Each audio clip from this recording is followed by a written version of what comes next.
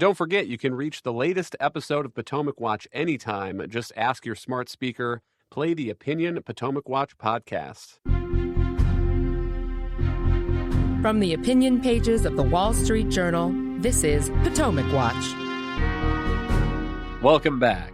To underline that point, in an open letter this May on inflation, the president of McDonald's USA said that 95% of all the McDonald's restaurants in the U.S. are run by franchisees, not the McDonald's Corporation. And so, Bill, this joint employer rule would almost, in some ways, break that franchise business model, because the way it currently works, McDonald's Corporation does not have oversight over those local employees who are managed by the franchisees. And if McDonald's Corporation is going to be held accountable for violations at individual restaurants, is going to be on the hook if individual restaurants try to unionize, that really changes the relationship between the McDonald's Corporation and these individual owners of these individual restaurants. And by the way, that's true not just for McDonald's, but all sorts of other franchises across the U.S. Yeah, I agree. They're doing this because they want to blame McDonald's for inflation, for all the problems we have.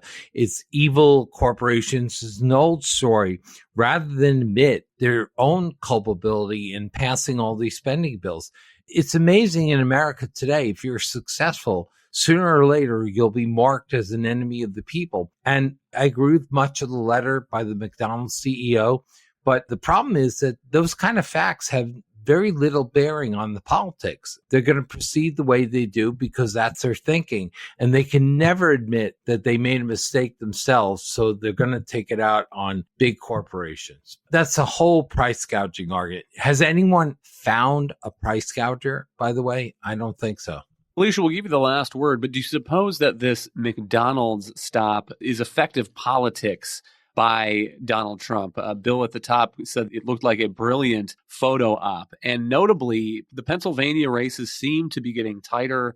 The Cook Political Report, one of these election handicapping organizations, on Monday said that they are moving the Pennsylvania Senate race from leaning Democratic towards Senator Bob Casey to a toss-up. And the Republican candidate there, Dave McCormick, I think is running, to my eye, what looks like a pretty good race.